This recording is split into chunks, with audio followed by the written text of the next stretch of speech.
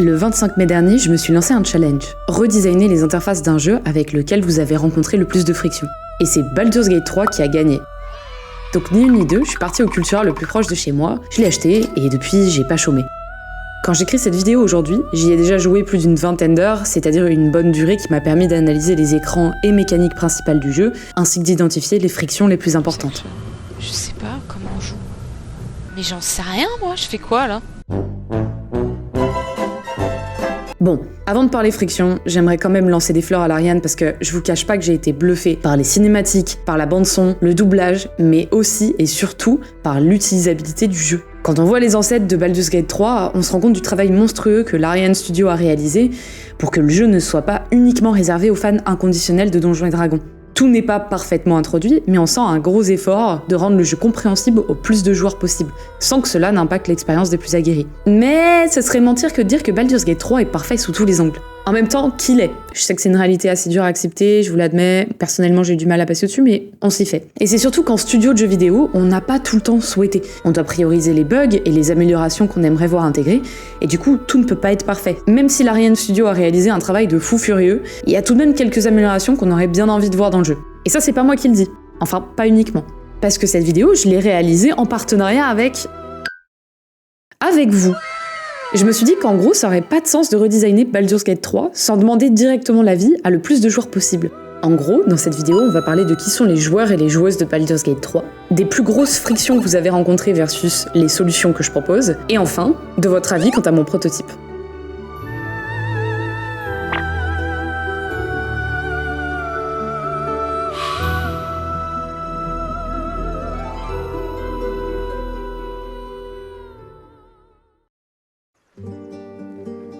Qui sont les joueurs de Baldur's Gate 3 ? Est-ce que ce sont uniquement des fans de Donjons & Dragons ? Ou est-ce que ce sont des tryharders avec soif de masteriser le jeu en le complétant à 100% ?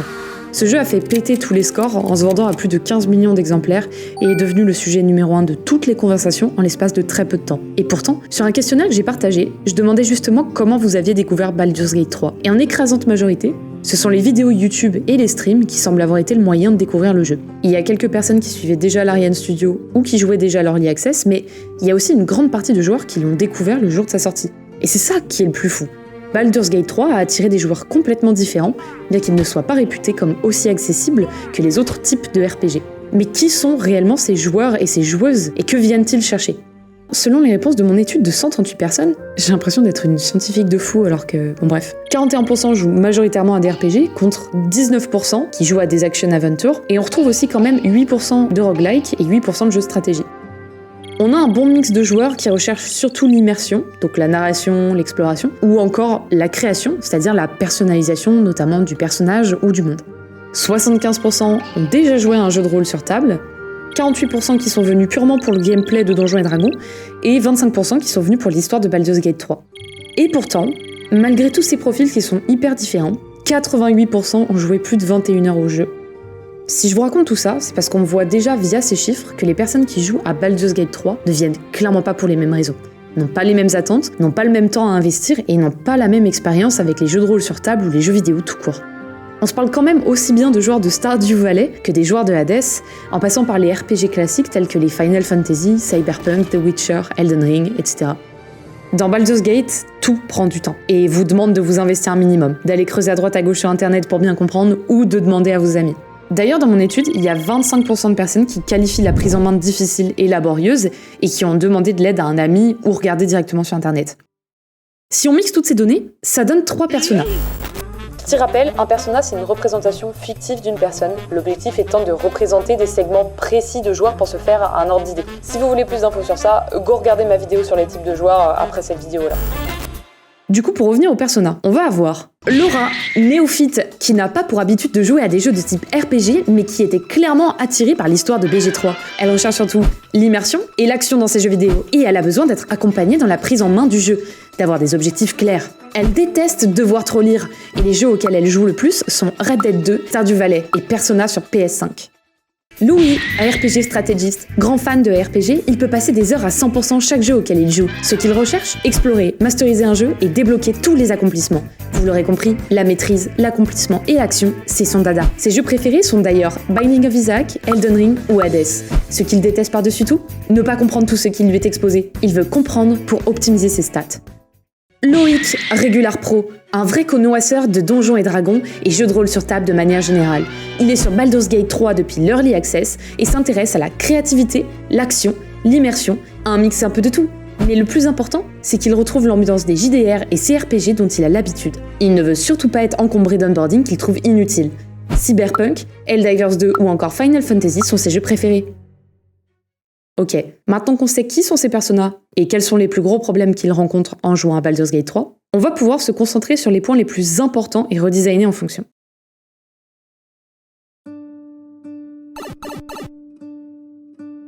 Avant de commencer à parler de friction et de solutions, je tiens quand même à repréciser que j'ai un immense respect pour le travail des UX et UI designers de l'Ariane Studio. Mes analyses et recommandations prennent pas en compte toutes les contraintes dont le studio a dû faire face, et clairement dans cette vidéo, je fais l'inspecteur des travaux finis. Cet exercice est en aucun cas une critique de leurs interfaces, mais plutôt une analyse, un petit challenge personnel.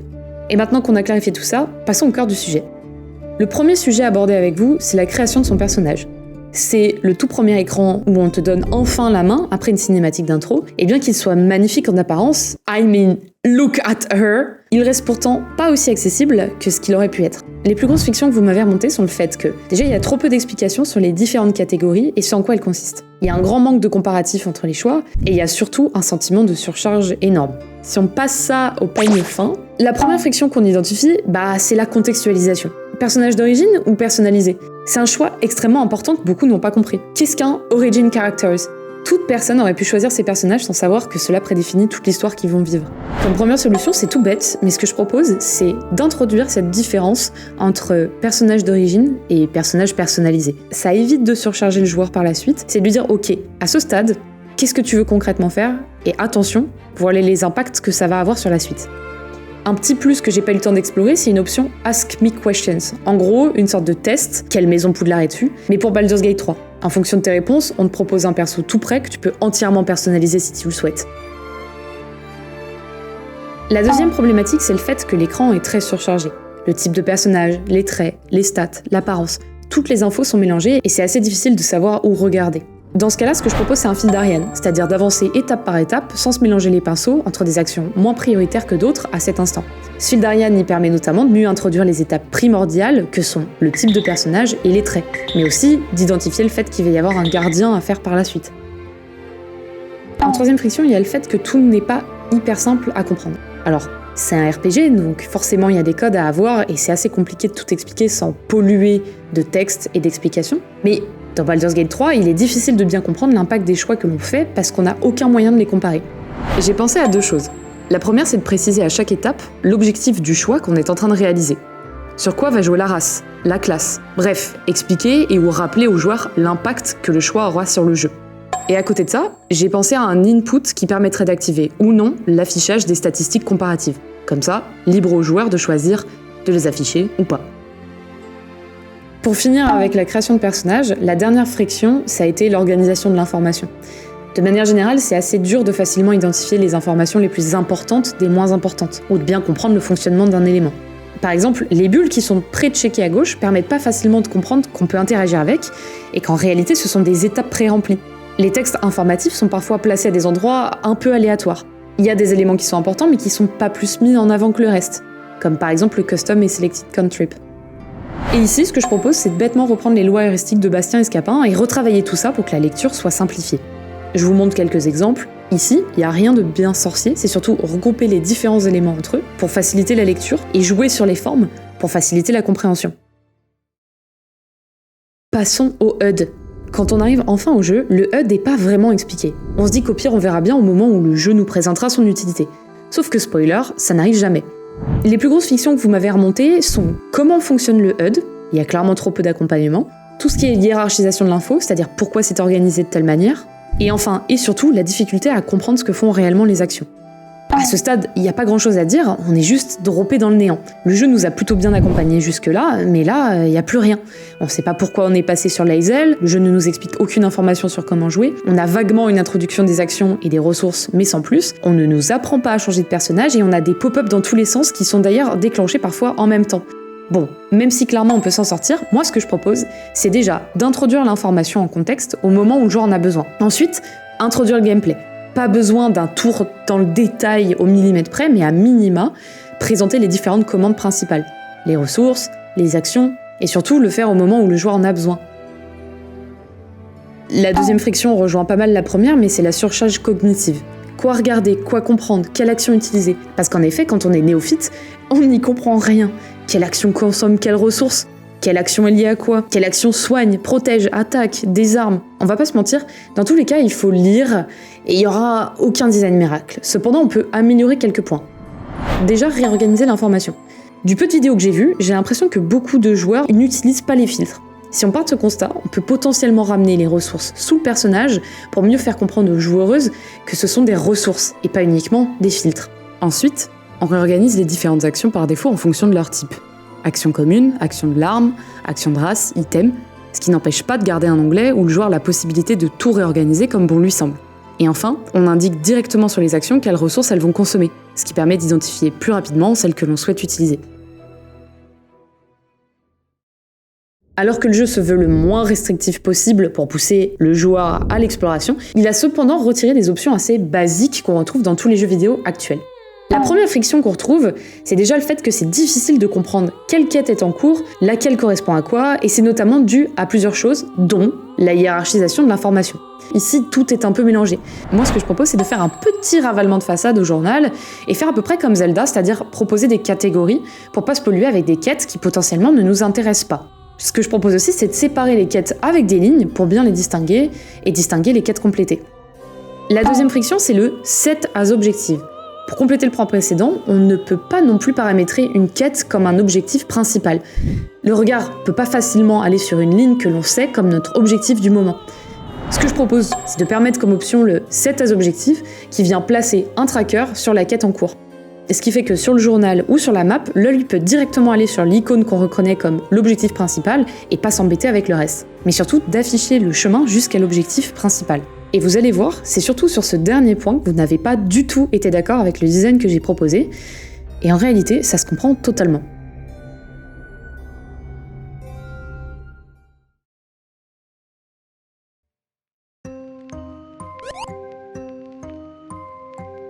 On arrive à la partie la plus croustillante de la vidéo, vos avis positifs et négatifs.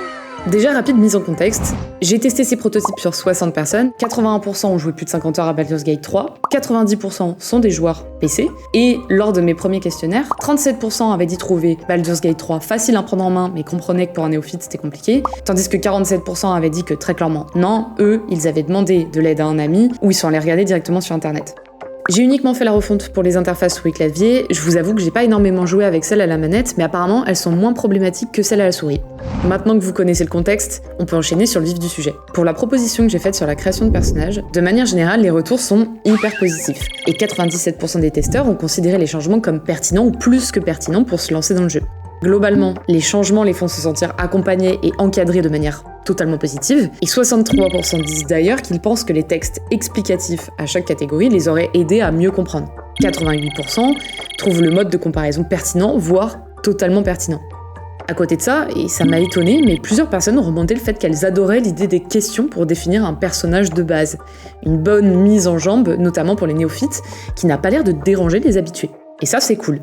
Par contre, niveau retour négatif, les testeurs remontent le fait que son pulsion pourrait être une étape à part dans le choix du départ, ou encore que le mode de comparaison pourrait être plus poussé. Au niveau du redesign du HUD et de l'onboarding, on retrouve une majorité qui reste largement positive quant à ces changements proposés. 76% ont trouvé l'onboarding pertinent ou plus que pertinent. 92% ont aimé ou beaucoup aimé l'organisation du menu des actions par défaut. Et 91% ont trouvé pertinent ou très pertinent le fait de voir les ressources consommées directement affichées sur les icônes d'action. Le sentiment qui ressort le plus à 43%, c'est que les testeurs se sentent accompagnés et à 40% qu'ils se sentent encadrés. Par contre, on retrouve quand même le sentiment d'être trop pris par la main ou la sensation d'être contraint à 15%.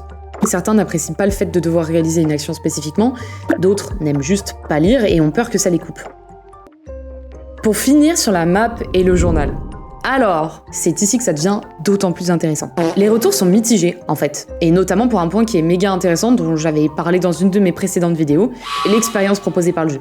Rapidement, si on fait les points positifs, 83% des testeurs aiment beaucoup l'amélioration du journal, 82% trouvent pertinent ou très pertinent la possibilité de marquer un objectif, mais 53% n'aiment pas, voire n'aiment pas du tout, le fait que le chemin soit tracé sur la mini-map. Alors pourquoi ? Tout simplement parce que même si ça permet aux testeurs de mieux se guider, ils ont hyper peur en fait que ça les mette en mode automatique, que ça dénature l'expérience JDR et que ça pousse pas le joueur à explorer. Mais est-ce que c'est vraiment vrai ? D'un côté, je comprends ces retours, et de l'autre, ça me fait penser à Dead Space. Il y a des personnes comme moi qui ont zéro sens de l'orientation, et que pour le coup, ça va aider. Ça permet de savoir où est le chemin, et de se sentir plus à l'aise d'explorer, de se dire qu'on peut oublier 2 minutes la quête qu'on est en train de suivre pour aller se distraire ailleurs. Je sais pas si vous voyez le localisateur, qui permet de se repérer dans le Ishimura, mais à la base, c'est une mécanique qui n'était pas du tout présente dans le jeu. Ils ont dû l'ajouter quelques mois avant la sortie du jeu, justement parce qu'ils se sont rendus compte lors de playtests que les gens étaient complètement perdus dans le vaisseau. So it ended up being one of the most iconic elements of Dead Space UI, and to be honest, that's amazing because we just slapped it in last minute. Et au départ, ils avaient peur, parce qu'ils se sont dit, mais en fait, les gens ne vont plus explorer. Et en réalité, ce qui s'est passé, c'est que les gens ont beaucoup plus exploré que dans les différents playtests, parce qu'ils savaient exactement où ils devaient aller, et donc du coup, quoi explorer aux alentours. Je sais pas si ce que je dis s'applique totalement à Baldur's Gate, parce que je comprends que effectivement, la nature d'un jeu de rôle, c'est d'aller explorer et de tester différentes choses, pas de se faire guider. Mais ça fait se poser des questions. En tout cas, ce qu'un testeur m'a proposé, c'est de garder cette mécanique-là, c'est-à-dire de marquer un objectif bien identifié, tout en dissociant le traçage du chemin. Au final, on se retrouve avec des avis positifs sur le redesign, mais aussi plein de nouvelles questions. Et c'est normal, c'est ça l'UX, itérer jusqu'à ce que mort s'en suive. Non, c'est glauque dit comme ça, mais en gros, un design n'est jamais parfait parce qu'il peut toujours être amélioré. À la fin du jour, il y a des choix à faire, des contraintes avec lesquelles jongler et au final, des partis pris. Ça peut toujours être mieux, mais est-ce que ça a toujours besoin de l'être ? En tout cas, ça montre à quel point tester son design est primordial, parce qu'on a beau se dire que c'est la meilleure solution qu'on prend, avoir le retour des concernés, c'est indispensable. Et ça, l'Ariane Studio est passé par là aussi. J'ai eu l'occasion d'ailleurs d'échanger avec le directeur UX/UI de Baldur's Gate 3, qui m'a expliqué que l'équipe avait beaucoup grandi lors de la production, que les ambitions étaient énormes et que les avis divergents au sein même de l'équipe UX/UI leur ont fait perdre du temps, qu'ils n'ont pas toujours fait ce qu'ils voulaient non plus d'ailleurs. Il m'a aussi expliqué que tout l'enjeu de créer un design qui convient aux habitués, tout en étant accessible aux nouveaux, a fait qu'il y a eu de nombreux playtests et de nombreuses itérations sur les différents écrans, comme le HUD et la création de personnages comme on peut le voir ici. Au moment où j'écris cette vidéo, je lui ai envoyé tout un tas d'autres questions et je lui ai envoyé mon prototype aussi. J'aurais vraiment aimé avoir son retour dessus et qu'il explique si ce sont des choses auxquelles ils avaient pensé ou non. Mais du coup, s'il a réussi à débloquer du temps pour tester ce prototype, je vous en ferai une mini vidéo récap plus tard. Pour finir, j'avais envie de profiter de cette vidéo pour vous dire qu'on approche bientôt les 10 000 abonnés et que pour l'occasion, j'avais envie de faire une vidéo spéciale. Soit une bonne vieille FAQ des familles où je réponds à vos questions, soit une vidéo spéciale où je teste et je commente vos projets de jeu. Je sais qu'il y a des projets de fous qui sont cachés dans l'ombre et qui méritent d'être vus. Et il y a aussi pas mal de personnes qui me demandent que je leur fasse des retours UX sur leur jeu directement. Donc je me dis que ça peut peut-être vous intéresser. En gros, je ferai un sondage et vous pourrez voter. Et d'ailleurs, à partir de maintenant, on fera ça pour chaque vidéo. J'essaierai de vous proposer 2 sujets et vous voterez pour celui que vous préférez. Sur ces mots doux, je vous souhaite un bel été mes petits loups. C'est nul. Quand je l'écris ça passait, mais là vraiment ça pue quoi. Je sais pas comment finir cette vidéo, du coup bisous. Comme d'hab.